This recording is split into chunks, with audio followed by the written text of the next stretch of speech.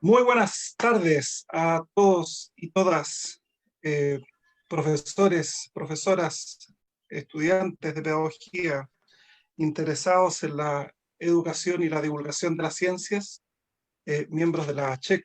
Muy contentos de recibirlos nuevamente un día viernes, después de nuestra jornada diaria y semanal, para conversar de cuestiones que realmente nos interesan y que son muy, muy, muy relevantes, particularmente en un año como el que hemos tenido, educar a la ciudadanía en términos de la ciencia. Mi nombre es David Santibáñez y soy el moderador de nuestro nuevo café virtual, nuestra tercera sesión dedicada a la investigación en didáctica. Como otras que hemos tenido, hemos invitado a dos investigadores destacados en el ámbito de la didáctica de la ciencia, en este caso concentrados en la didáctica de la biología.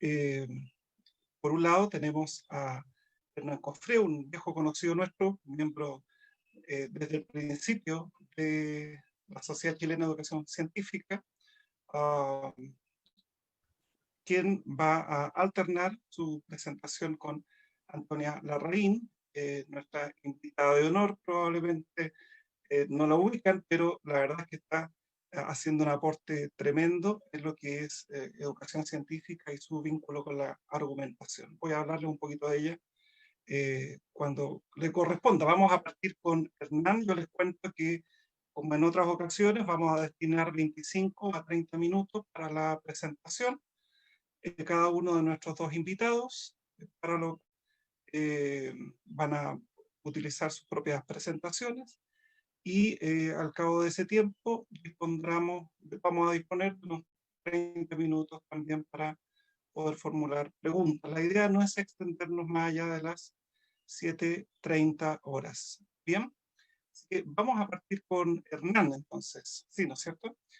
Vamos a hacer una breve presentación a propósito de que, como dije, es un investigador como de la casa, ¿no? Hernán Cofré Mardones es licenciado y doctor en ciencias biológicas de la Pontificia Universidad Católica, con su mención en ecología.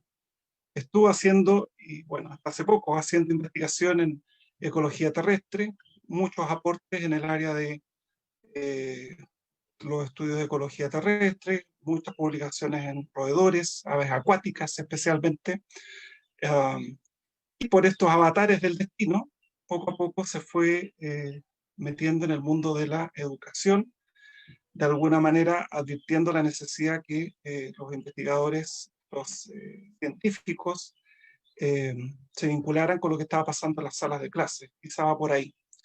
El hecho es que después de hacer sus estudios y mientras hacía su investigación en ecología, obtuvo un postdoctorado, viajó, estuvo en Chicago durante un año, en donde trabajó en el laboratorio de Norman Lederman, como sabemos, gran especialista en naturaleza de la ciencia, y desde entonces ha seguido haciendo un aporte significativo en la enseñanza y el aprendizaje, formación de profesores en cuanto a naturaleza de la ciencia, más recientemente en el ámbito del conocimiento pedagógico del contenido, temas sociocientíficos, indagación científica, muy conectado todo esto con los profesores, con la formación de profesores, la difusión, eh, metiendo también eh, en la medida de lo posible nuestros temas en la política pública, eh, autor de numerosos artículos en el área, capítulos, libros, a punto de sacar un nuevo libro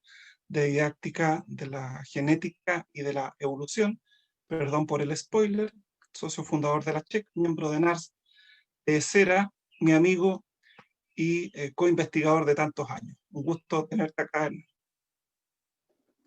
Gracias, David. Me voy a poner a llorar. Me emocioné. Se me olvidaba todo de que me iban a presentar. ¿Por qué me presentaste? Voy a compartir pantalla, entonces, una presentación para compartirles entonces lo que hoy día quiero mostrarles y para que hablemos entonces de didáctica de la biología. Voy a empezar yo justamente porque voy a empezar con un marco más general sobre didáctica de la biología en Chile y después voy a llegar a nuestra investigación sobre comprensión y enseñanza de la evolución, ¿ya? Así que, para comenzar entonces, preguntarse un poco por qué es tan importante investigar en didáctica o en enseñanza de la biología. Y bueno, ahí hay algunas revistas, ¿cierto? Algunos afiches de congreso donde generalmente se comunican estas investigaciones, pero aparte de eso, ¿cierto? Aparte de la ciencia básica, lo que uno quiere principalmente, me imagino que lo comparten conmigo, es mejorar nuestras prácticas, ¿cierto? En cualquier ámbito, ya sea en la escuela básica, en media y también en la universidad y en la formación de profesores de ciencia, nosotros queremos hacerlo mejor, principalmente porque eso conlleva finalmente a que los estudiantes de colegio estén alfabetizados o finalmente comprendan la biología y también la puedan usar para su bienestar, para su poder vivir, para dar opiniones, ¿ya? Y por eso, bueno, la idea es revisar un poco cuáles son las distintas líneas de investigación. Para eso nosotros estamos en nuestro grupo, estamos analizando las investigaciones o los artículos de diferentes revistas. Aquí les voy a mostrar las dos primeras revistas que hemos analizado, digamos, la publicación en los últimos 10 años, de dos revistas españolas, la revista Eureka y la revista Enseñanza de las Ciencias.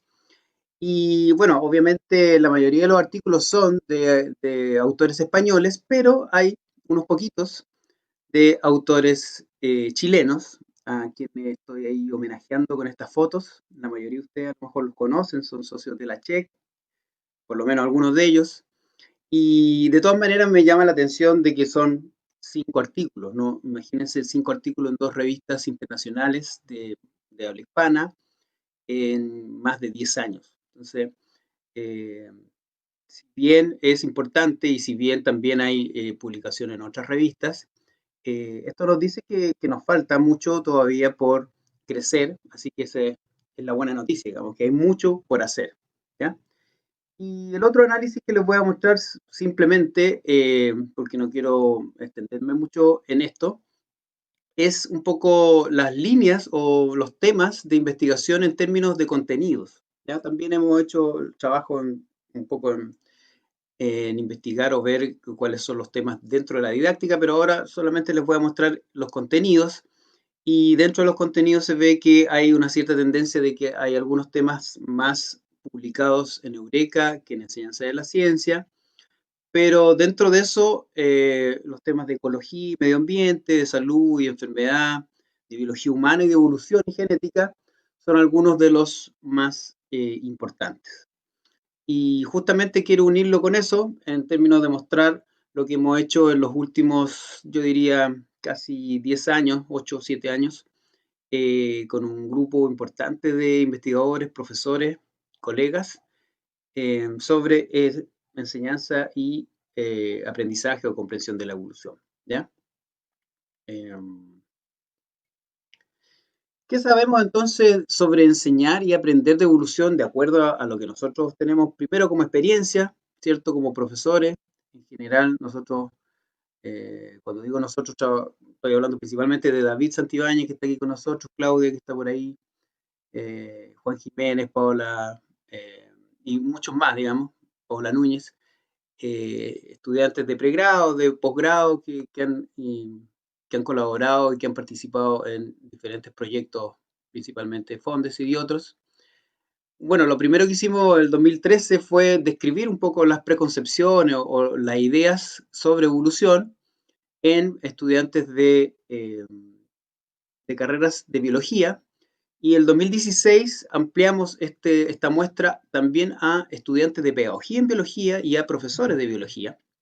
Y lo que nos encontramos fue algo muy parecido a lo que se describe en el resto de la literatura y del mundo, que principalmente existe una concomitancia en términos de explicaciones, en términos de cómo explicar el cambio evolutivo. Bueno, a veces hay un grupo que lo explica de acuerdo al conocimiento científico válido, principalmente esto lo podemos llamar como selección natural o explicación darwiniana, como ustedes pueden ver ahí, pero no es ni mucho menos la mayoría de la muestra de los encuestados, sino que es una minoría, ¿cierto?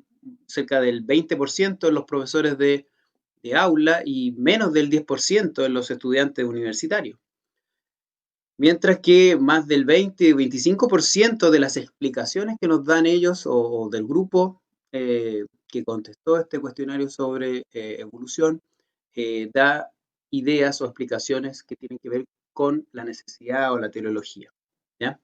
Y eso entonces es una de las primeras cosas que nos llamó la atención y al seguir investigando en ello, nos dimos cuenta que justamente estas visiones de, o estas explicaciones eran más o menos recurrentes si uno les da un ejemplo animal, vegetal o humano en las preguntas de los cuestionarios. En general, ustedes ven la T de teleología, esto tiene que ver con el quimerismo, que es pensar de que una nueva especie se genera por la mezcla de dos especies diferentes. Y hay otras diferentes, digamos, preconcepciones o explicaciones alternativas, pero cuando después de la enseñanza uno logra ver que los estudiantes logran cambiar su visión, lo que nosotros vimos es que hay ciertos conceptos que se apropian más fácilmente, como la mutación, la sobrevivencia, la variación. No obstante, lo interesante es que incluso después de la enseñanza, que muchas veces va 3, 4 clases, 5, 6 máximo, dependiendo del colegio o del nivel, de todas maneras persisten muchas veces explicaciones que son incluso mezclas. Los estudiantes pueden incluso explicar incorporando mutación, pero también necesidad, sobrevivencia y haciendo eh, una una respuesta mixta, ¿ya?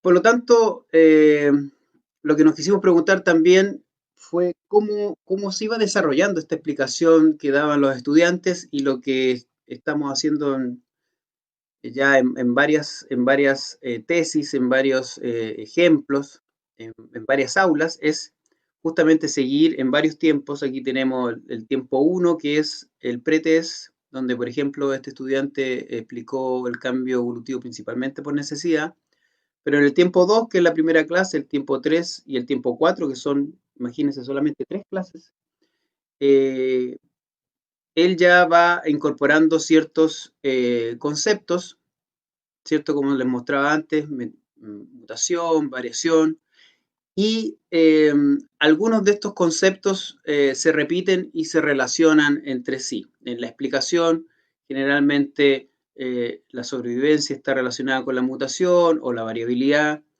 No obstante, lo que también hemos visto es que estas explicaciones y estas relaciones entre los conceptos son más bien idiosincráticas, aunque pareciera haber un cierto como centro donde justamente la variación, la mutación, la sobrevivencia y la reproducción son como los conceptos más, digamos que más se repiten. En general el estudiante como que vuelve a generar una explicación que no muchas veces tiene que ver con una explicación que dio en la clase anterior o incluso en la pregunta anterior, en el mismo cuestionario. Por lo tanto, ahí nosotros en estos momentos estamos analizando muchas respuestas para ir más o menos dándonos cuenta cómo se va generando esta explicación darwiniana. En general, por ejemplo, el estudiante asume o comprende rápidamente el valor de la mutación, por ejemplo, uno de los primeros conceptos que adquiere su explicación, pero luego está difícil discernir cuál el que se va incorporando más. Por lo tanto, nosotros, aparte entonces de describir cómo ha sido este cambio de las explicaciones de los estudiantes y de los profesores, lo que obviamente hicimos también es describir, analizar cómo es que enseñamos evolución para que ocurra este cambio en la comprensión sobre este concepto. Y bueno, de lo que hemos estudiado, tanto en profesores como en estudiantes, en general hemos visto que nuestros, no voy a decir secuencias o digamos estructura de clase, porque cada vez que nosotros lo hacemos, lo cambiamos, se podría decir, pero sí siguiendo algunas directrices nos hemos dado cuenta que hay algunas características de las clases y de las actividades que parecieran ser más eficientes, ¿ya? Aquí, por ejemplo, ustedes pueden ver que en el pretest, esto es un grupo de 15 profesores en una capacitación, en un diplomado, de hecho. Al comienzo no tenían muy claro cómo explicar la evolución a través del mecanismo darwiniano, pero cuando termina, en general, todos más o menos pueden dar esa explicación, y eso es a través de más o menos las mismas actividades y la misma eh, aproximación que lo vimos también en estudiantes, ¿ya? Donde también vemos que los estudiantes mejoran su capacidad de explicar a través del mecanismo de selección natural. Aquí en general les voy a mostrar lo que nosotros publicamos en términos del el efecto o el rol que podría justamente cumplir la incorporación de la naturaleza de la ciencia.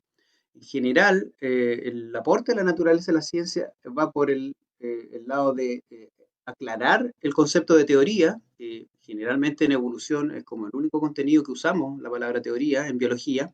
No hablamos de la teoría de la neurona, ¿cierto? Ni la teoría del sistema digestivo, sino que hablamos de la teoría de la evolución, y eso ya es una complicación para el estudiante y para el profesor.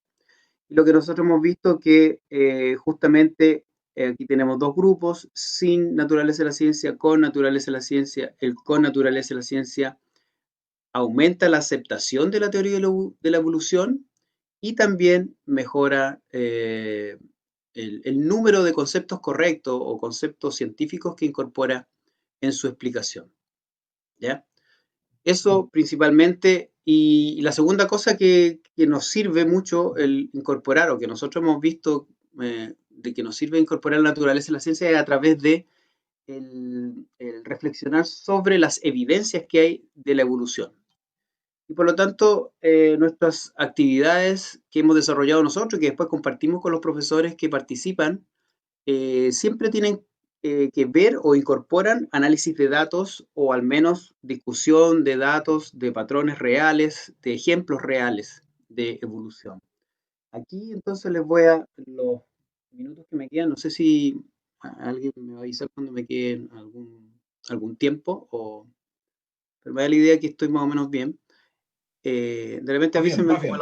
como a los 20, no sé, para no extenderme, pero aquí quería igual de todas formas presentarle una actividad de las que nosotros hacemos en nuestras capacitaciones, en nuestros talleres, en nuestros cursos, y que asimismo algunos profesores la han adoptado, y cuando nosotros lo seguimos a su escuela, a sus aulas, a sus salas, ellos la aplican, a veces igual que nosotros, a veces diferente, pero lo que tratamos de transmitir, o que el profesor o las profesoras se han dado cuenta, es que lo importante es mostrar datos empíricos reales, y ojalá que sean más o menos cercanos a los estudiantes. En este caso no es tan cercano a los estudiantes, aunque obviamente muchos conocen las Islas Galápagos y los pinzones de Galápagos, pero lo importante aquí es que nosotros les presentamos los datos, y en esta actividad los estudiantes tienen que analizar datos y concluir a partir de ello, ¿ya? Aquí tenemos principalmente una de las preguntas que a veces incluimos, por ejemplo, eh, mirando estos gráficos y teniendo más o menos qué representan cada uno de ellos, muchas veces gráficos que ellos mismos han hecho o han realizado a través del análisis de la tabla, analizar un poco qué nos está diciendo cada uno de estos gráficos. Y aquí les traje una transcripción de una conversación de estudiantes, principalmente porque encuentro que es súper bonito ver cómo ellos mismos van generando la explicación darwiniana, a diferencia de lo que dijeron en la clase anterior, que está más relacionado con necesidad, con el cambio del individuo, así tipo Pokémon, o sea, que cambia el individuo de un día para otro. Aquí, por ejemplo, el estudiante 2 dice, ya, ponlo, da lo mismo. Ya, en el segundo coloca, aquí podemos ver que sobrevivieron los que tuvieron el rasgo, ¿ya? El rasgo más adaptado. El ambiente, en este caso seco. El estudiante que lo acompaña, que está ahí analizando, discutiendo, dice, más adecuado, el rasgo más adecuado para sobrevivir al ambiente que se les presentó. Y el otro estudiante dice, ya que uno no evoluciona, porque, no, ya, eso da lo mismo, dice el estudiante 3, porque la evolución no ocurre porque el ambiente cambia. Si no, sí, pues obvio, si no te vaya a adaptar, si se pone seco no te vaya a adaptar y no te vaya a cambiar el fitness. Entonces, ellos están discutiendo, están todos de acuerdo, por lo tanto no hay tanta discusión, pero están haciendo alusión a que este cambio ocurre por la sobrevivencia de cierto grupo de la población y no porque uno o algunos van cambiando ellos mismos. Entonces, aquí para seguir, el estudiante uno dice uno que ya está mutado, incorporando ahí el concepto de mutación. Y el estudiante 3, por ejemplo, dice, sobreviven entonces ese rasgo mutado para ser beneficioso y perdura. Es muy, muy bonito ver que los tres estudiantes están dando una parte de la explicación darwiniana de por qué finalmente está cambiando la población, que es lo que muestran los gráficos. Primero, una población con una cierta distribución, después de la sequía, solamente los que sobrevivieron, que tienen un rasgo diferente o particular, y finalmente la progenie.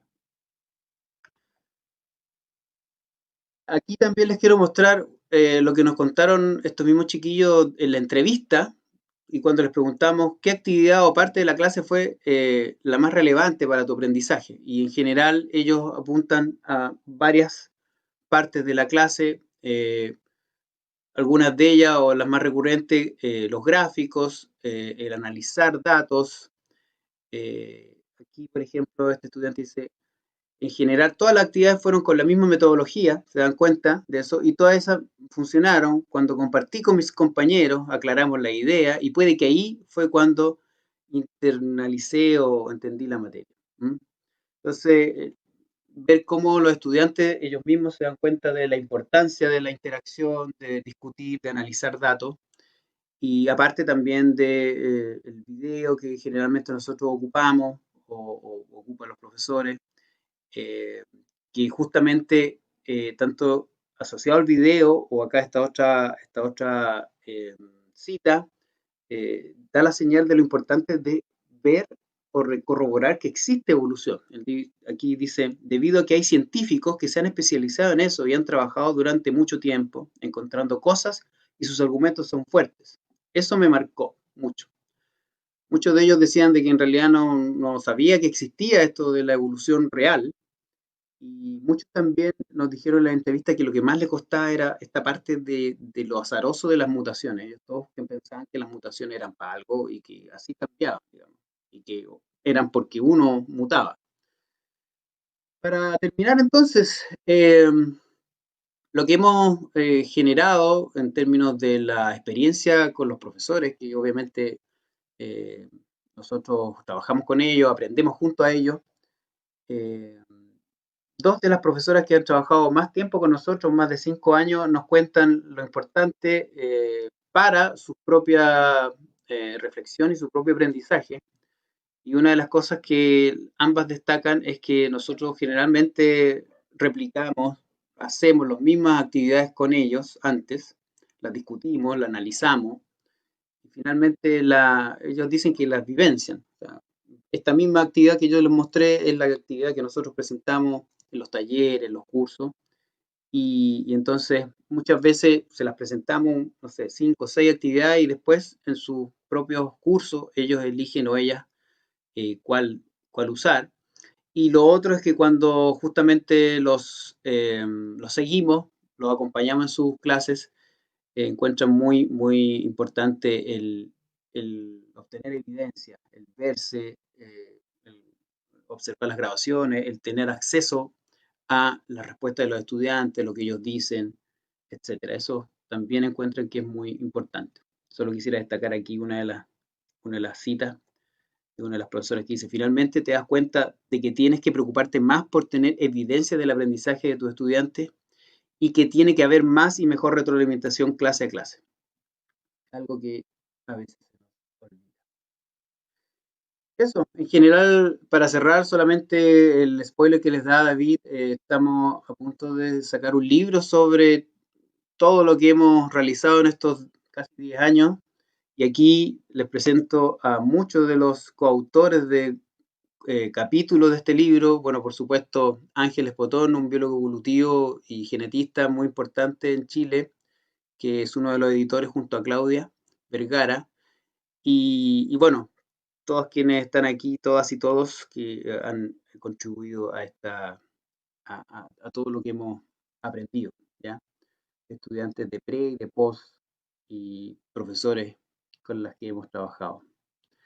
Tenemos una página que la pueden visitar, ahí hay mucha información, muchos materiales y nada, pues, eso quería compartir con ustedes. Gracias.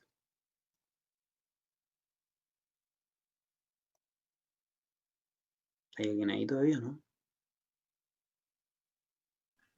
Sí, estábamos todos escuchándote atentamente, Ah, Hernán. gracias. Eso. Muchísimas gracias, Hernán. Y estamos expectantes de ese libro. No, en serio, expectantes de ese libro. Se ríe la Claudia. Bueno, tengo un tremendo gusto ahora de presentar a nuestra invitada, Antonia Larraín Sutil. Ella es psicóloga de la Pontificia Universidad Católica, donde también obtuvo su grado de doctora en psicología.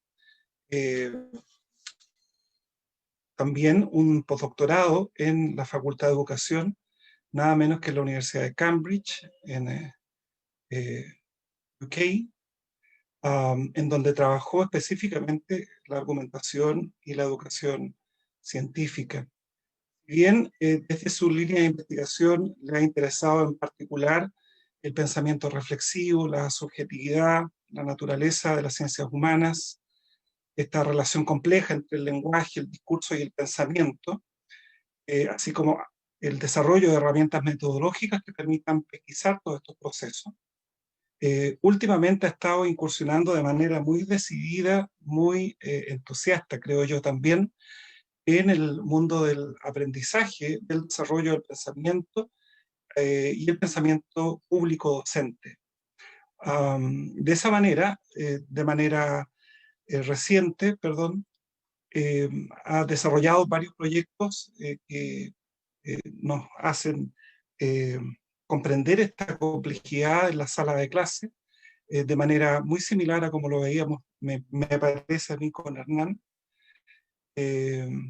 pero desde un punto de vista bien distinto. Eso es lo que me encanta, ¿no? Cómo podemos finalmente todos transitar desde distintos orígenes y ver todo lo importante que es lo que pasa finalmente cuando dos estudiantes conversan entre sí y crean algo que antes no estaba. Y cuál es el papel que el profesor tiene en ello. Este tipo de temas me parece particularmente interesante la investigación de Antonia.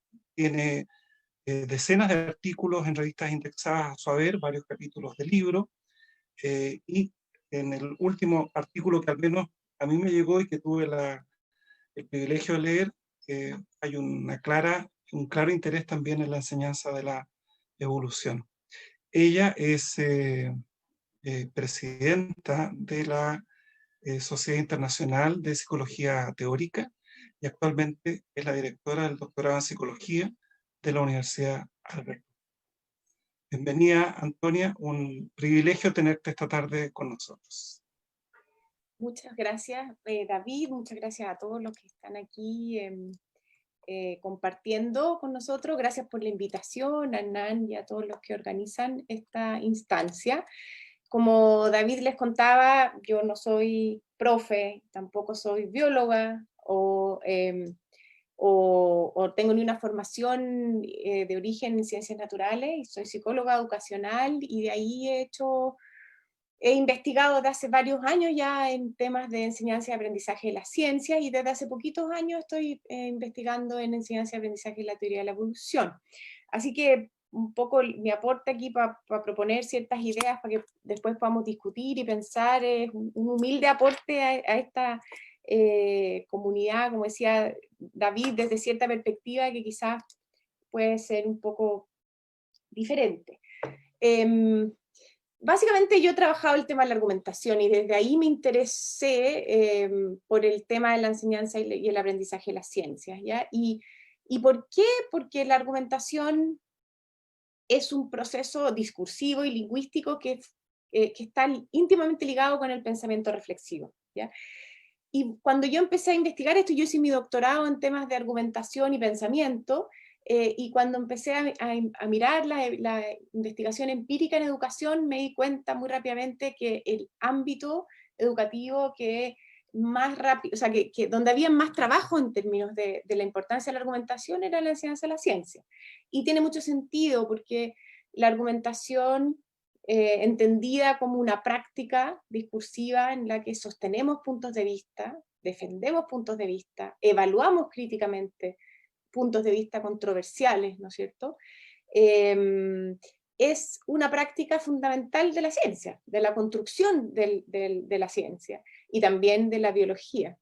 Y por tanto, no solamente es una práctica social, que es esencial para la ciencia y que define de manera muy íntima lo que es la naturaleza de la ciencia, sino que también es una habilidad. La argumentación en tanto habilidad es una habilidad importante para un científico, pero también para todos aquellos que no siendo científicos, en el fondo ejercen habilidades científicas para la ciudadanía y la vida en común que tenemos, ¿ya? Y en ese sentido tiene una relación importante o contribuye de manera relevante a la alfabetización científica.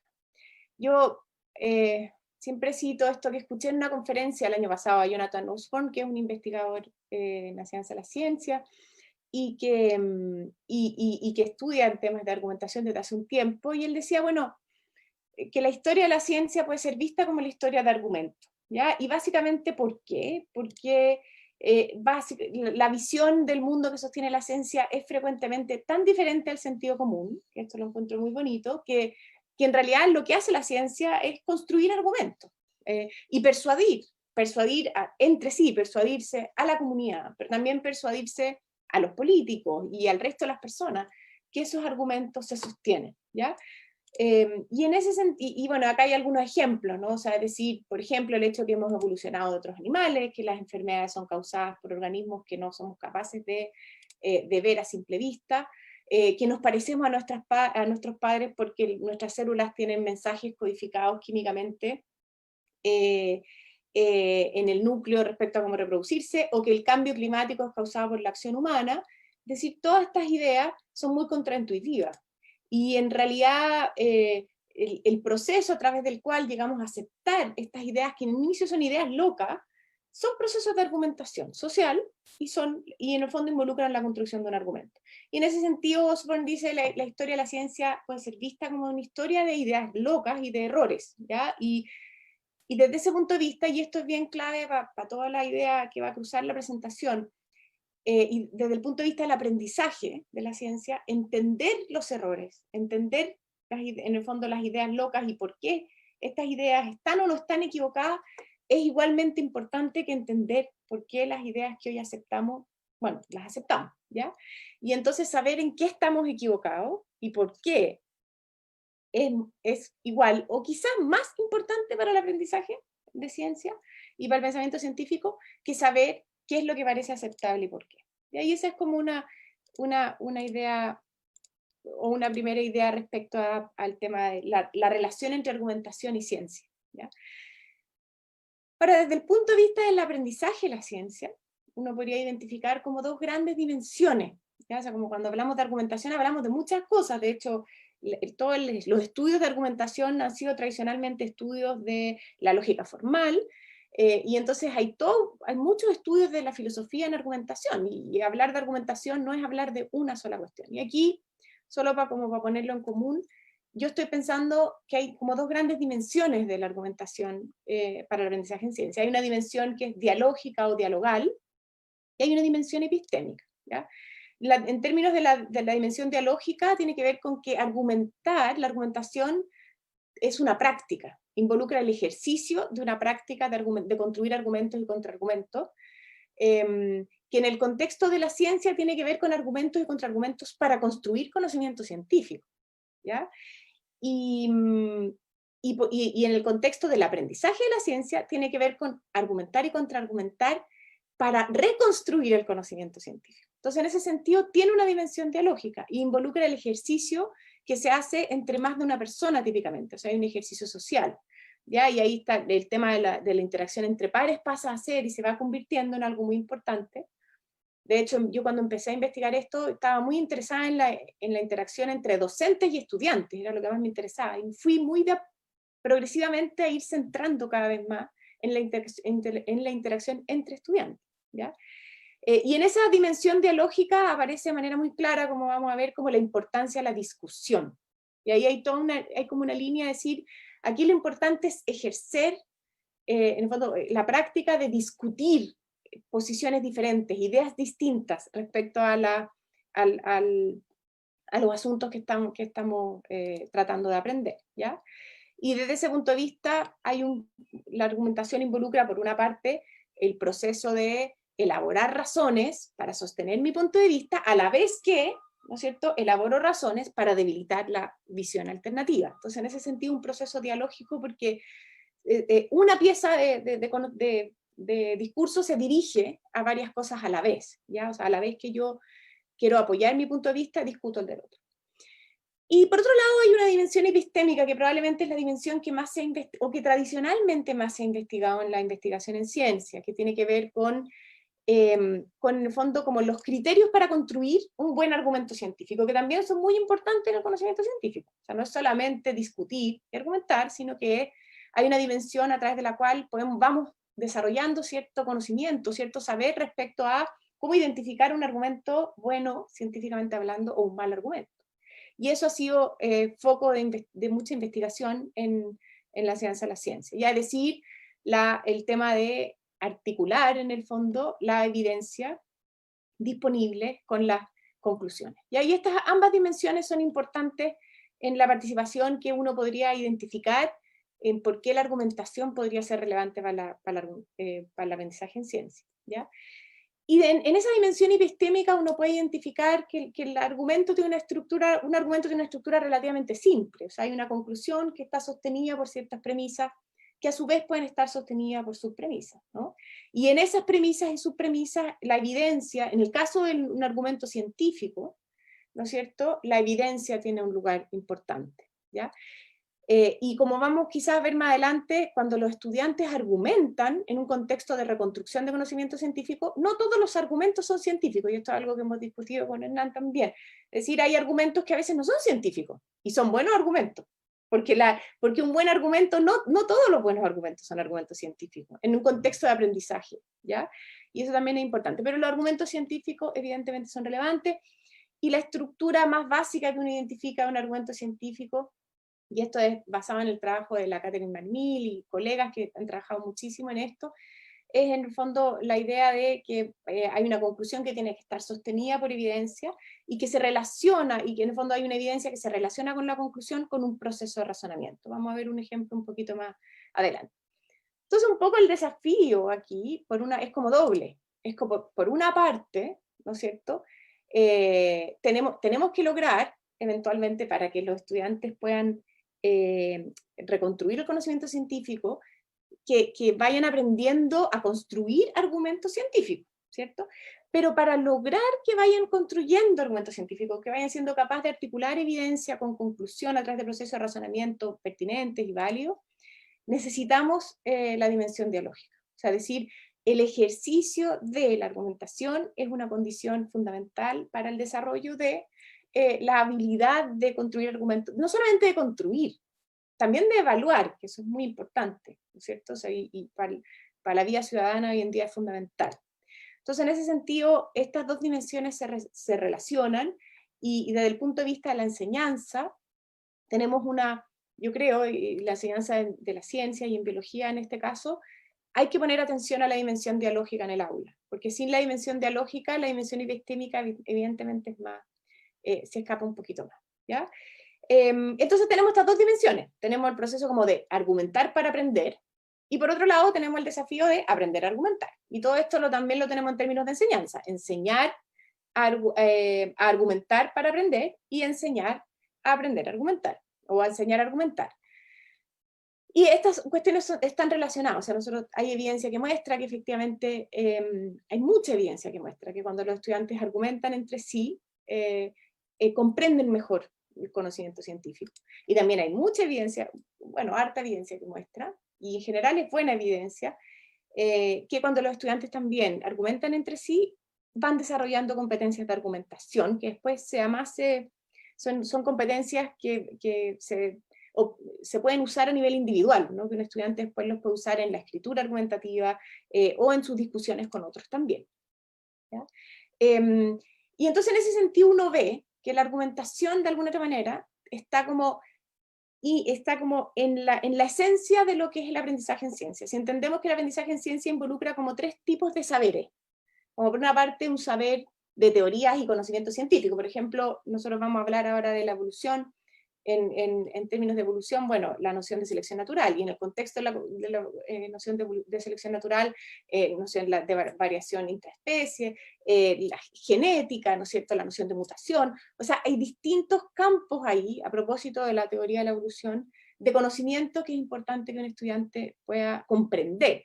Y el ejercicio de la argumentación, es decir, la dimensión dialógica de la argumentación, se ha mostrado ser una estrategia pedagógica muy potente para comprender mejor conceptos difíciles, por una parte, ¿ya? Ahora, por otro lado, y vamos a ir viendo por qué, ¿no? Pero probablemente tiene que ver con que la argumentación promueve la examinación de las ideas, tanto correctas o aceptables como las preconcepciones, y eso tiene un poder de reconstrucción y comprensión de conocimiento. Ahora, también la argumentación promueve el conocimiento respecto a los procesos epistémicos que son propios de la construcción del conocimiento científico. Es decir, es decir, los criterios a través de los cuales podemos decir que un conocimiento es un conocimiento científico y otro conocimiento no, ¿no? Y dentro de esos procedimientos, la relación entre evidencia y conclusión es una cuestión fundamental. Y el ejercicio de la argumentación entre pares promueve ese saber también. Y también el mismo ejercicio de la argumentación en el contexto de procesos indagatorios también promueve en el fondo la vivencia, así como en miniatura, ¿no es cierto?, y la comprensión de los procedimientos propios de la ciencia, ¿ya? Y en ese sentido, en este caso, o sea, entender que no todo es experimentación, ¿no es cierto?, que hay otros modos de producción de conocimiento científico, etc.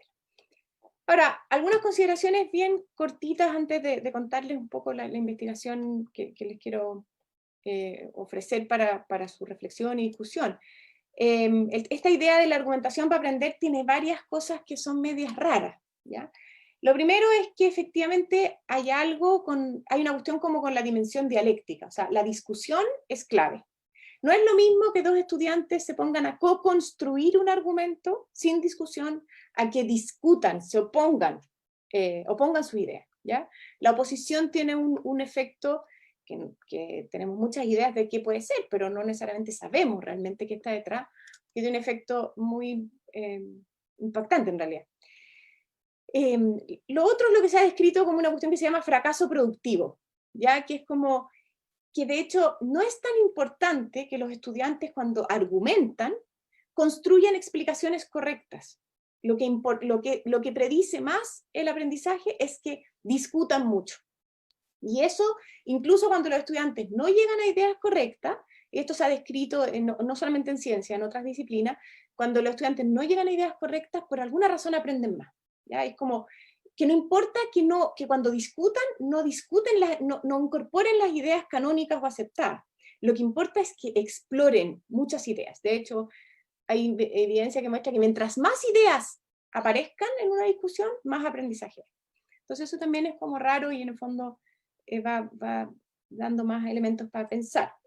Lo otro es que en el fondo la argumentación tiene un efecto sobre la comprensión de conceptos que es como más duradera. Se ha descrito un efecto diferido. O sea, es decir, no solamente se mantiene en el tiempo, sino que además incluso hay estudios, evidencia, nuestra evidencia también, demuestra que los estudiantes aprenden incluso después de argumentar, cuando han participado de contextos de argumentación intensa. Y este efecto sobre todo se ha descrito en ciencia, ¿ya? Y otras cosas que tienen que ver con la frecuencia, como les contaba antes.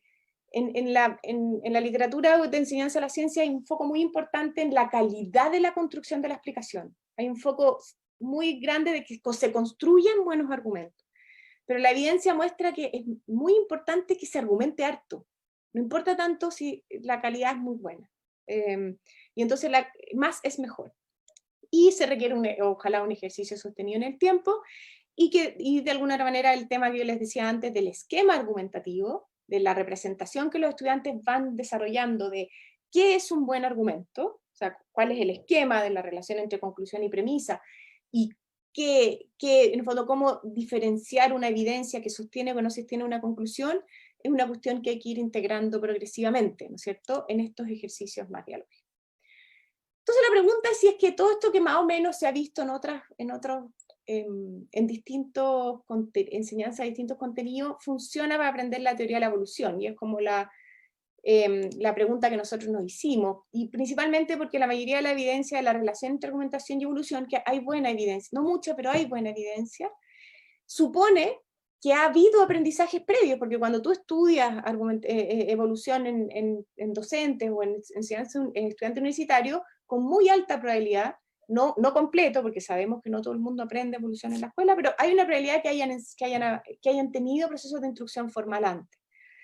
Entonces, en ese sentido, tú estás como estudiando el efecto de la argumentación en personas que ya tienen un nivel de conocimiento distinto a los estudiantes que los docentes se enfrentan cuando tienen que enseñarlos por primera vez. Entonces, para nosotros era una pregunta importante, es decir, la argumentación como una práctica pedagógica, en este caso didáctica, ¿serviría para estudiantes que nunca han tenido enseñanza formal?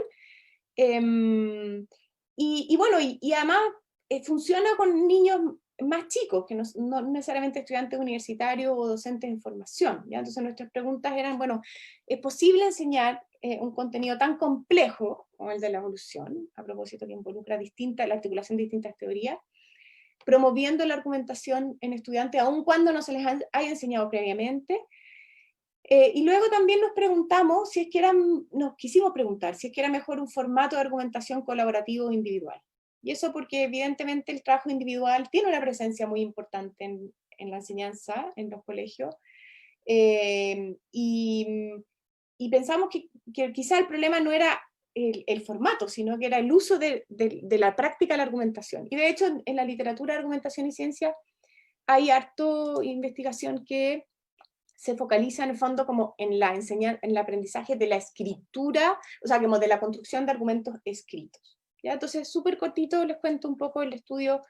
Nosotros, este es un proyecto Fondesit que estamos haciendo el tercero, pero hicimos la idea era hacer 3 estudios, uno con estudiantes de sexto básico, otro con estudiantes de segundo medio, que ya en primero medio tuvieron enseñanza de la evolución, y con docentes en formación inicial, ¿ya? Ahora estamos en el último estudio. Y ahora yo les quiero contar los resultados de los estudiantes de sexto básico. No hay mucha investigación de lo que saben los estudiantes de teoría de la evolución y de estrategias de enseñanza en estudiantes de estos niveles, entonces nos parecía importante. Hicimos un estudio cuasi experimental con un modelo, un diseño factorial de 2x2, tuvimos 4 condiciones, ¿no es cierto?, en 7 colegios, y cada colegio estaba en las 4 condiciones. Entonces había una condición de argumentación entre pares, una condición de argumentación individual, una condición en donde los pares tratamos de minimizar la argumentación, tratamos de que construyeran explicaciones sin argumentar, y una condición de explicación individual, ¿ya? Y lo que hicimos fue evaluar a los estudiantes antes y después de una intervención, yo les voy a contar el instrumento, y en el fondo estos estudiantes participaron de 6 sesiones de trabajo en donde les tocaba o argumentar con pares, o trabajar con pares en torno a situaciones que involucraba poner en juego conocimiento de teoría de la evolución, o individualmente, ¿ya? Entonces evaluamos antes y después, y grabamos todas las sesiones, y analizamos esas sesiones, y en el caso de la argumentación escrita, analizamos los escritos de los y las estudiantes. Ya está la prueba del pretest y el post-test es una prueba adaptada del trabajo de la Krista Asterhan, que tiene básicamente 2 situaciones. Nosotros le agregamos una situación a partir de recomendaciones que nos hicieron expertos nacionales en el proceso de evaluación. Pues 2 situaciones, en este caso la leguana marina y los peces guppy, y le agregamos una situación de evolución humana. Y los estudiantes se enfrentaban a afirmaciones, tenían que decir si era correcto o incorrecto, y justificar o dar cuenta de por qué.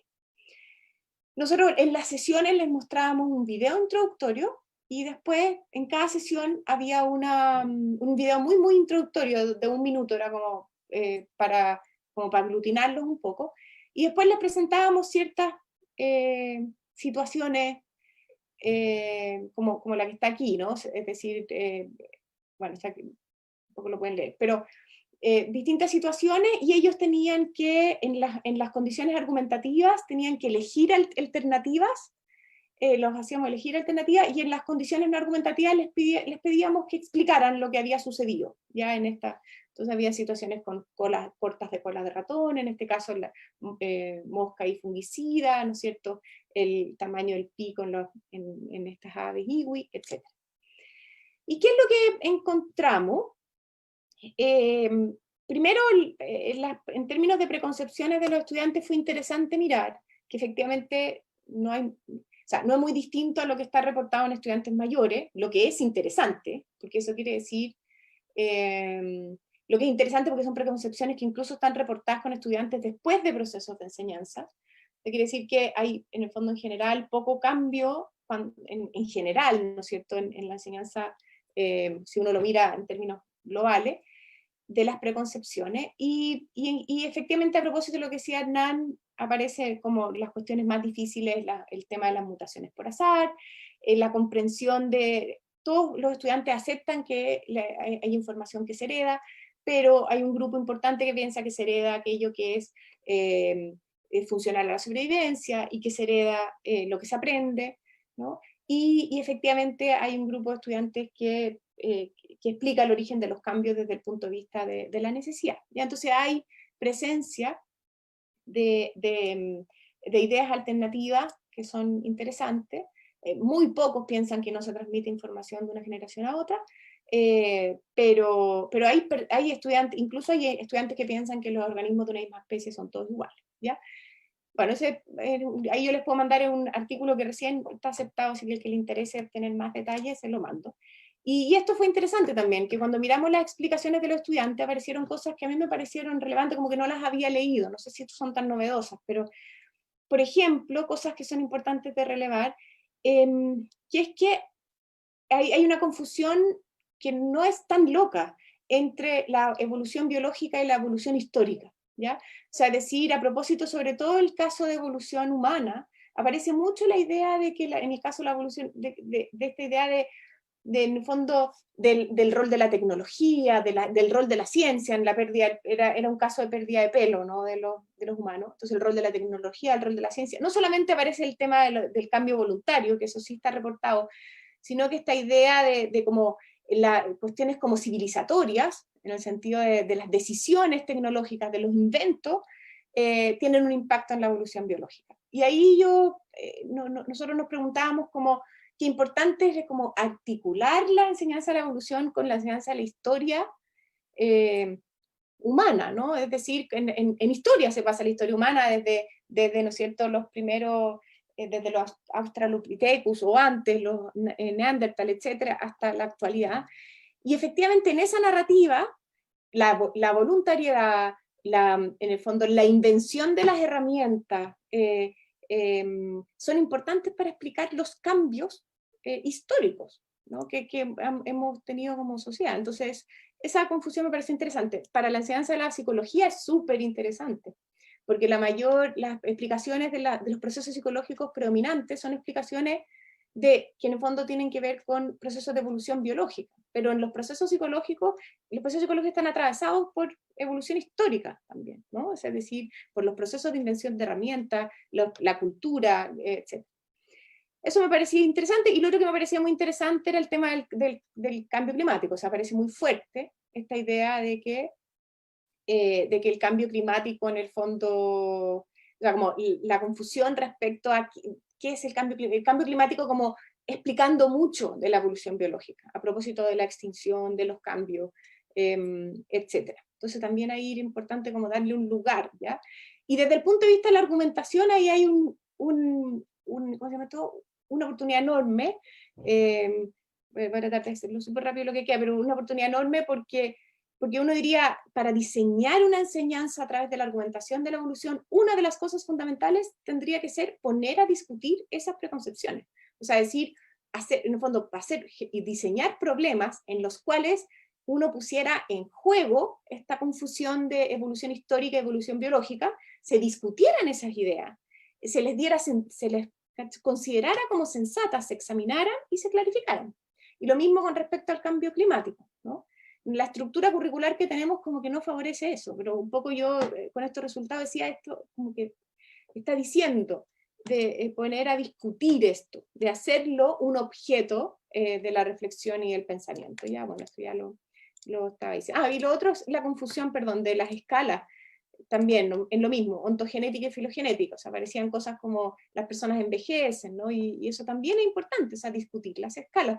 Hay muchas cosas que no están en el centro quizás de las típicas nociones que la enseñanza de la teoría de la evolución ha focalizado, que es como la idea, el origen de los cambios, la genética, etcétera, que son relevantes de discutir. Entonces ahí eso es importante como tenerlo en cuenta. O sea, que son relevantes de poner en un ejercicio si vamos a enseñar a través de la argumentación.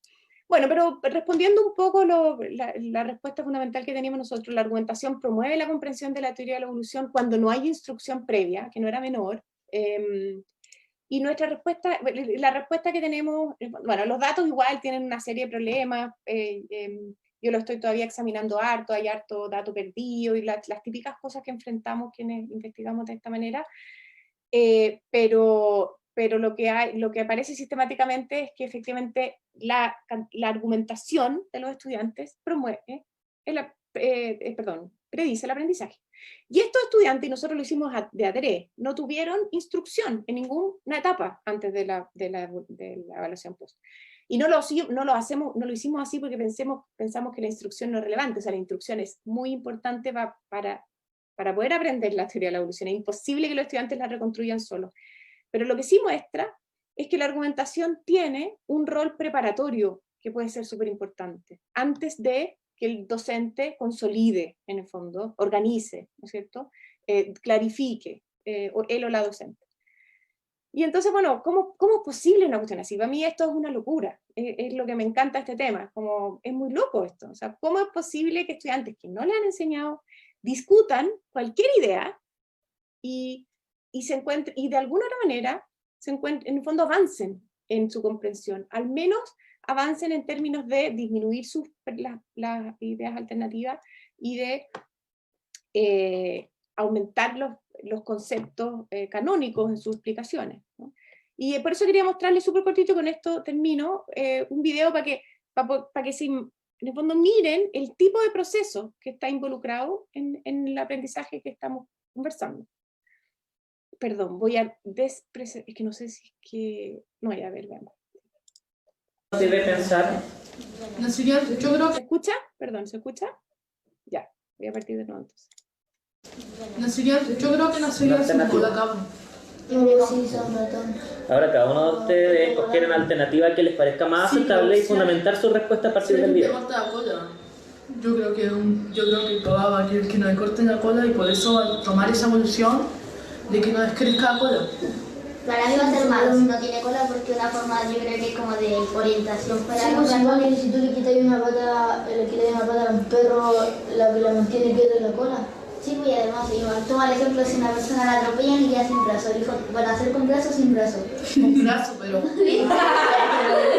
pero ten esto en cuenta, que si lo hacen durante varias generaciones, ¿tú crees que en algún momento va a haber alguna evolución? Ponte tú los antiguos. Por ejemplo, los simios fueron evolucionando en hombres, ¿cachai? Y fueron perdiendo el pelo porque ya no está, porque habían como 40 grados de calor, entonces ¿de qué te iba a servir un pelo? Pero a ellos no se les quitaba, o sea, se les quitaba. No, pero las temperaturas no obligaban, porque a pesar de que ellos crecían... Pero eso no fue natural que le cortaran las colas, fue algo, o sea, fue hecho No, por el pero hombre. la fuerza de evolución nunca es natural, lo que yo te trato de decir. Por ejemplo, te voy a seguir con el mismo ejemplo, porque a pesar de que ellos querían mantener el pelo, te estoy suponiendo algo. Ellos decidieron ellos decidieron hacer sin pelo solamente acá en la cabeza. Porque ¿de qué te iba a servir a 40 grados toda una pincha de pelo por todo el cuerpo? Y entonces, ¿por qué si nosotros nos cortamos las uñas, nos gustamos ya salir con uñas a nuestro hijo, si nos las cortamos todos los tiempos, o casi toda la semana? Es el mismo ejemplo. Entonces saldría sin uñas a nuestro hijo. Mira, eso es interesante porque otro ejemplo es que debido a la inutilidad del dedo meñique, porque esto lo usaban antiguos los monos para sostenerse, para sacar así. No, yo creo que con la Debido a la inutilidad, si leí bien la una amiga de la Martina, mi hermana, en el otro origen nació sin dedo meñique. Nació sin dedo meñique. Pero eso ya no tiene eso, que ver, así no, como eso es que- genética. Sí, pues eso es lo que cuando Eso ya es pasó. genética. Ya, entonces ustedes ven aquí un ejemplo de un grupo. Ellos terminaron convencidos de que efectivamente nacerían, después de 20 generaciones, nacerían sin cola. Y este grupo, un grupo que en la prueba post aprendió muchísimo. Entonces, como decir, bueno, ¿cómo Debe pensar. ¿Cómo funciona esta cuestión? ¿No?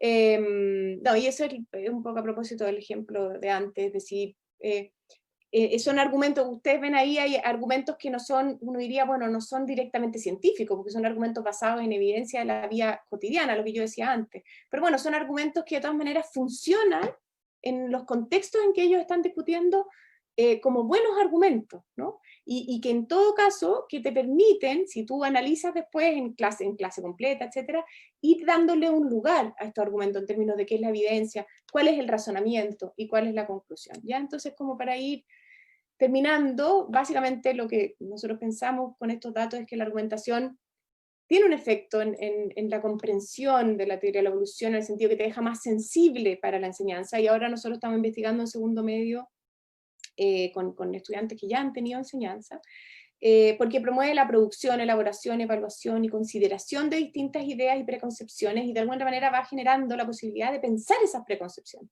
que es fundamental para poder transformar, ¿ya? Y el contraste, la oposición, es que lo que de alguna manera tiene un efecto importante en poder imaginar toda esta complejidad y poder también revisarla, ¿ya?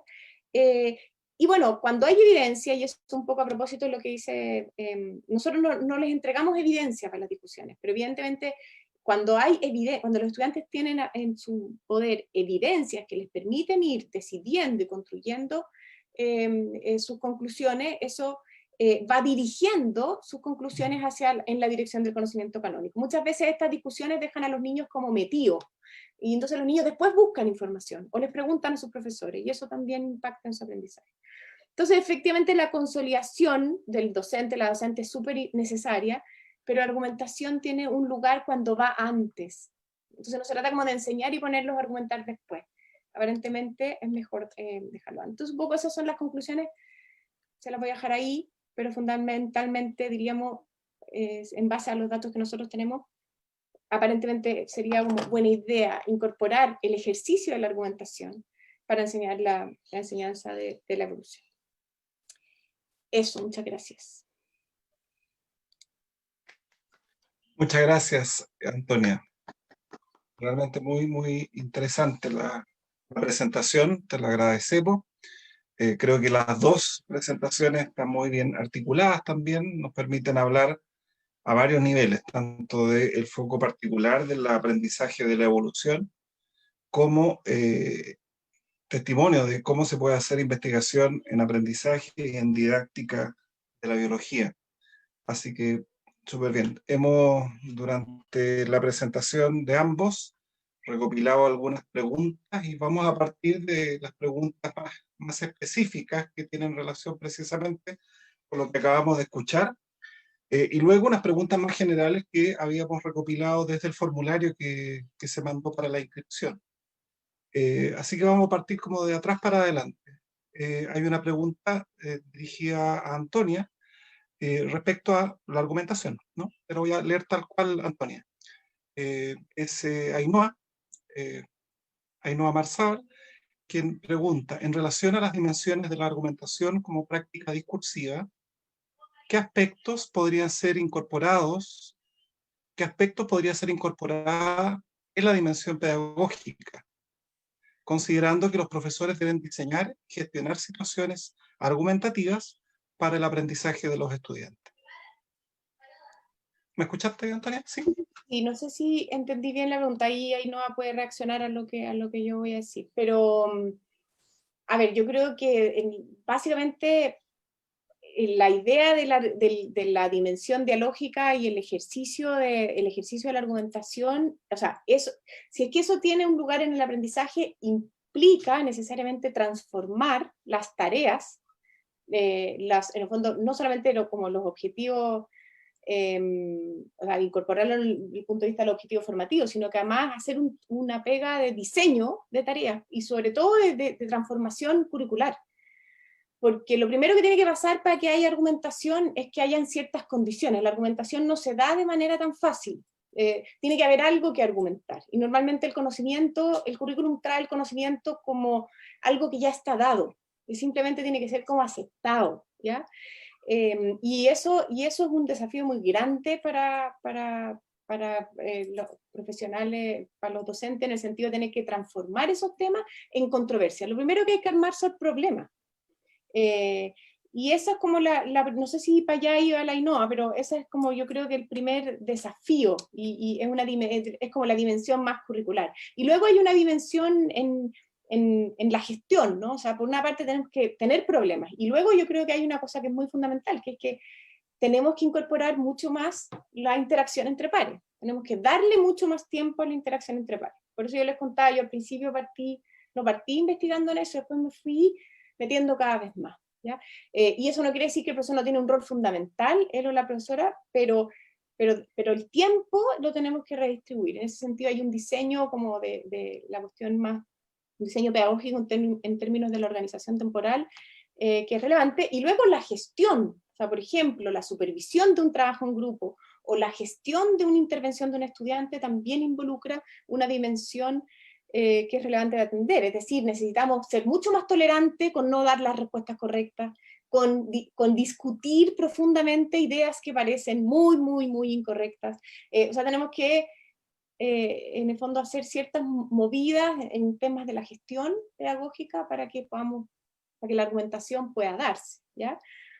Eso. Y por otro lado, yo creo que también es importante ir articulando el tema de que tenemos que hablar más de lo que es un argumento científico. Poder como hacer de la estructura del argumento un objeto de pensamiento. A veces nomás, o sea, alguien dio un argumento y decir, mira tu argumento, esta es la conclusión, y esta es la premisa, y esta es la evidencia. ¿No es cierto? O sea, como poder poner la representación de lo que es un argumento científico en juego. O sea, no quiero decir más, y ahí la Ainhoa me puede contrapreguntar si no le respondí. Ok, gracias, Antonia. Bueno, si Ainhoa quiere también mediar, no hay problema. Pero por lo pronto, hay una pregunta para Hernán de Sebastián Godoy. Él pregunta, Hernán, ¿no sería interesante incorporar teoría del conocimiento y filosofía de la ciencia para que los profesores pudieran incorporar elementos críticos en su enseñanza? Y comenta, la ciencia es una práctica social que configura una comprensión del mundo llamado realismo científico. Por otro lado, ¿qué tipo de ciudadanía es la que se quiere alfabetizar? ¿A qué tipo de sociedad? Son como 3 preguntas. Mm.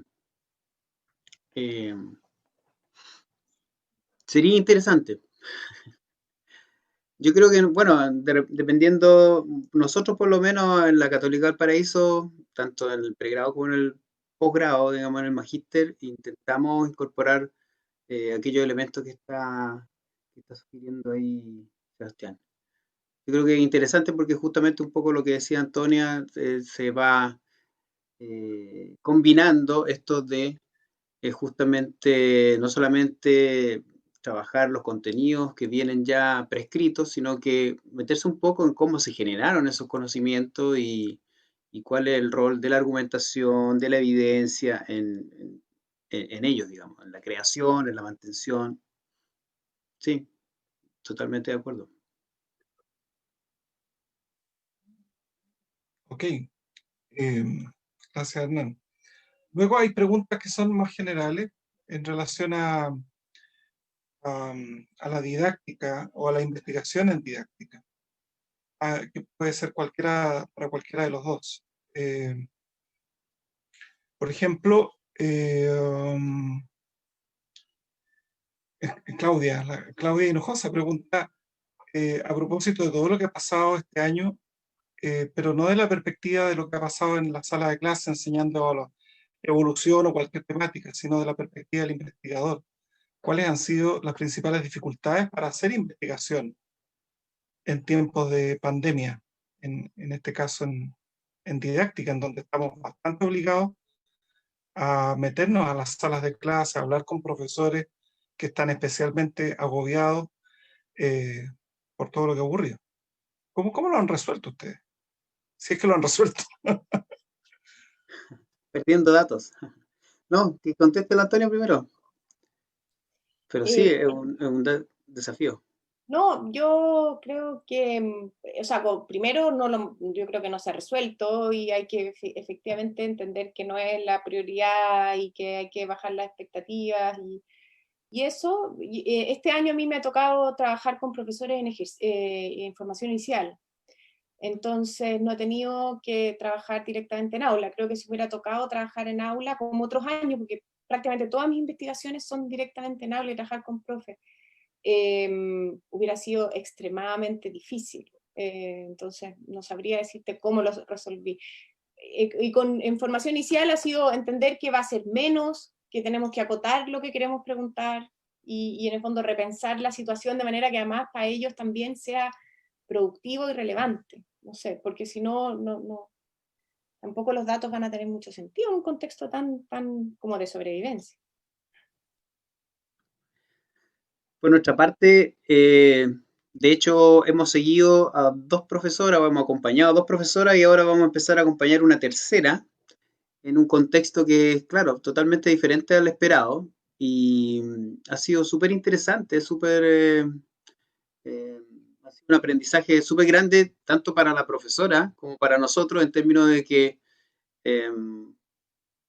se pueden hacer cosas interesantes, obviamente, como dice Antonia, uno tiene que pensar que a lo mejor no va a alcanzar a hacer todo, no va a cubrir todo el currículum, pero incluso por eso mismo ha sido interesante en términos de la reflexión que hace el profesor sobre qué es lo fundamental, sobre cómo lo voy a hacer, y así hemos seguido a profesoras que trabajan evolución enseñando naturaleza en la ciencia por Zoom. O sea, ¿cuál es el problema? Y uno se da cuenta que finalmente cuesta y todo, pero se puede hacer. Obviamente tienes a 10 o 15 de los 30, pero ha sido interesante y incluso en algunos momentos eh, se tienen más datos, porque como si uno puede acceder, tiene los consentimientos y todo, puede acceder a las clases, puede acceder más fácil, uno no tiene que estar metido en la clase como generalmente uno tiene que ir a grabar. Hemos perdido sí la interacción de los estudiantes, pero afortunadamente en este proyecto teníamos ya esa interacción en los 2 años anteriores. Eso ha sido lo único triste, digamos, que hemos perdido, pero bueno, tenemos algunos elementos escritos, pero no las grabaciones de lo que obviamente los chiquillos conversan, pero hemos podido sacar adelante la investigación. Gracias por la preocupación, Claudia.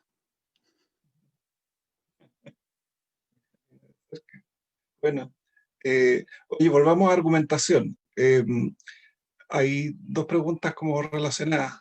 Por un lado, María Paz se preguntaba, y pensando tal vez en la expertise de Antonio respecto a argumentación, ¿cómo se puede guiar la enseñanza de la evolución por medio de la argumentación cuando detrás existen fuertes creencias religiosas en los estudiantes? Eso. De trasito, quizá la vincula. A mí me interesa en lo particular preguntar si hasta qué punto lo que uno aprende, como estos niños que nos mostraste en el video sobre argumentación, en el caso de un tópico, es transferible a otro tópico. Yo aprendo a argumentar en evolución, estoy enseñando o estoy aprendiendo a argumentar en cualquier otro ámbito de la ciencia o incluso más allá de la ciencia.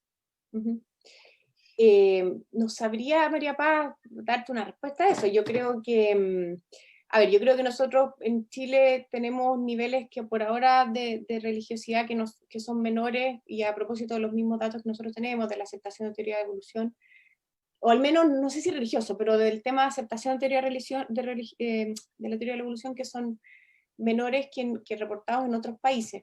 Pero creo que, yo lo que trataría de pensar es como lo que necesitamos, al menos lo mínimo, es que poder promover comprensión. A veces la comprensión no se traduce en aceptación necesariamente. Ya a veces sí, la relación entre comprensión y aceptación tampoco está tan clara cómo se resuelve, pero lo primero que necesitamos es promover comprensión. O sea, si no hay aceptación y ni siquiera se comprende, hay algo porque tú puedes tomar una decisión finalmente, ¿no? No estás obligado, pero de alguna manera lo primero que tenemos que lograr es comprensión. Y la argumentación deliberativa, en particular, que tiene ciertas características particulares, es un tipo de argumentación que promueve comprensión, aun cuando no estés de acuerdo. O sea, en el sentido que aun cuando tu creencia no esté, en el fondo no te persuadan, desde el punto de vista del cambio de tu creencia, tú puedes comprender lo que la teoría que está en juego. Y entonces porque yo creo que tu pregunta es extremadamente difícil, no sabría responderla, pero pienso que podríamos mirar por ahí, o sea, al menos tratar de promover comprensión. Y la pregunta, David, creo que es una pregunta eterna, el tema de la transferencia. Nuestros datos muestran que hay algo que se transfiere, pero la transferencia requiere de un ejercicio muy intenso. Es decir, uno diría, efectivamente lo primero que pasa es que tú aprendes a argumentar en evolución. Pero si ese ejercicio es suficientemente intenso y sostenido, hay algunos aspectos de esa argumentación en evolución que se generalizan. Nosotros evaluamos a los estudiantes, también en este estudio, en todos los estudios que hemos hecho, en conocimiento y argumentación no científica. Y en general hay impacto, pero se requiere un tiempo largo. Y eso implica articularse con otros docentes, con otros colegas. Entonces, efectivamente, es desafiante. Okay. No sé, Hernán, si tú quisieras, gracias, Antonio, perdón, señalar alguna cosa más a propósito de la pregunta de María Paz sobre el tema en religioso. cuanto a lo religioso, nosotros hemos tenido algunos ejemplos de justamente acompañar a profesoras en colegios religiosos, donde han habido estudiantes justamente con creencias religiosas fuertes, testigos de Jehová, y otras religiones bastante tradicionales, que ha sido bonito el ver cómo ellos justamente, aunque nosotros no hemos promovido explícitamente la argumentación, como las actividades son centradas en los estudiantes, son centradas en la evidencia, de todas maneras ellos discuten a veces, o por lo menos conversan, y entrevistas post clases hemos visto que estudiantes que tenían creencias muy fuertes las mantienen, pero aceptan o entienden digamos, la validez científica de la teoría, cosa que al comienzo de las clases no la tenía, y ellos decían, bueno, yo creo en Dios, yo creo que todos nacimos, y esto no me interesa, o no le creo, y después de las clases ellos siguen creyendo eso, pero encuentran no me acuerdo que dicen, no sabía que tenía tanta evidencia. Comentarios como eso hacen ver de que finalmente como dice Antonia, comprenden, no necesariamente cambian su visión, pero cambia el estatus, porque no es lo mismo decir que, bueno, en realidad la teoría de la evolución es un conocimiento científico. Que yo no quiera asumir esa explicación científica es otra cosa. Pero ya no creo que es como cualquier cosa. Eso ha sido bien bonito. Oye, ya hacia el final, pero no menos importante, a propósito de una pregunta que nos dejó Alejandro Rocha, yo le voy a hacer un pequeño ajuste a la pregunta porque yo creo que es más pertinente y tiene que ver finalmente cómo uno enseña bajo estas didácticas. Yo sé que el tema es la investigación en didáctica, pero a propósito de que tenemos muchos profesores acá escuchando, la problemática que plantea Alejandro es muy pertinente. ¿De qué manera se incentiva en este caso a argumentar cuando no podemos, tal cual como se veía en el video que nos compartió Antonia, mediar de manera activa a un grupo de estudiantes que está en vivo y en directo compartiendo sus ideas? ¿Será algo posible? ¿Hay alguna experiencia que se pueda compartir, algún tip? ¿O nos resignamos y lo dejamos para la vuelta si es que volvemos alguna vez? No sé si entendí bien, o sea, había leído la pregunta de Alejandro, pero no sé si entendí bien la vuelta que tú le diste, pero yo diría... Porque él aludía al modelamiento de la interacción sincrónica, la indagación, pero en general hay un interés por saber si bajo el contexto de confinamiento obligado, en donde tenemos que luchar para poder ver al estudiante, o sea, que llegue, primero que llegue. Segundo, tenemos muy poco tiempo, las clases ya no duran 90 minutos, imposible. No sabes si te están escuchando siquiera. O sea, hay un montón de elementos y tener una didáctica que involucre de manera más activa al estudiante y que además converse con otro, se vuelve realmente una pendiente imposible de sortear. Sí. O sea, yo creo que ahí no me siento tan capaz, yo creo que un profe, mujer o hombre, está mucho mejor capacitado que yo para contestar eso. Pero yo he pensado harto en este tiempo que este tiempo igual es una tremenda oportunidad para lo que yo trabajo, porque para el tema de la argumentación, porque en el fondo te da más libertad, tenéis que priorizar. Es fundamental para el tema de la argumentación priorizar contenido, porque el currículum está demasiado cargado y necesitáis más tiempo para poder discutir. Y esa es una primera oportunidad. Ahora también hay otra cosa, que es que tú puedes hacer guías individuales argumentativas. De hecho, nuestros resultados muestran que no importa si es en pares o individual, lo importante es que se argumente. Eso es lo que genera aprendizaje.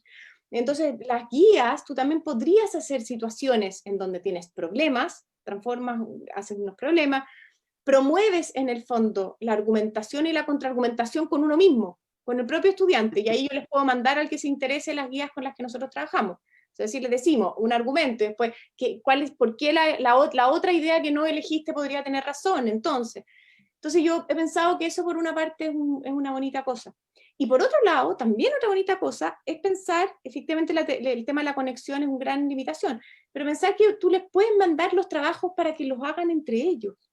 Es decir, que se conecten por WhatsApp, por voicemail y se manden los argumentos y contraargumentos entre ellos, porque lo que demuestra la investigación, en la línea de investigación en la que yo trabajo, es que lo ideal es que cuando ellos discuten, tú no estés. Eso no quiere decir que no estés nunca. La idea es que después tú consolides, en el fondo obtengas, quizás les pidas escritos de los distintos grupos y después tú haces una consolidación en el poco tiempo sincrónico que tienes. Pero justamente lo que te da la pandemia es como la posibilidad de decir, los estudiantes pueden interactuar y aprender aun cuando yo no esté encima, que es muy difícil esa renuncia, es muy difícil la sensación de que no te necesitan para estar decidiendo, para estar guiando todo el rato. Entonces yo diría, desde evidentemente desde mi posición, que no soy docente y no doy clase, que es una oportunidad, pero que requiere mucha creatividad, evidentemente. Muchísimas gracias, Antonia. Quiero quedar con esa frase que dijiste. Yo creo que la didáctica que se requiere es una didáctica que nos permita construir controversias y no basarnos en el discurso lineal que nos suele aportar el texto escolar o, bueno, sobre todo los más antiguos, ¿no? Así que muchas gracias a ti por tu tiempo, tu disposición. Creo que ha estado re interesante. Y Hernán, por también testimoniar particularmente esa revisión que hace con una invitación a escribir investigación y a aumentar los números, mover las agujas. Yo creo que está muy bien que nos reunamos, pero deberíamos también creernos el cuento que podemos. Hay mucha masa crítica interesante en las CHEC, fuera de las CHEC, y tenemos que buscar los medios para poder concretarlo en escritos, que se sepa las cosas importantes e interesantes que se están haciendo en nuestro país. Muchas gracias. Yo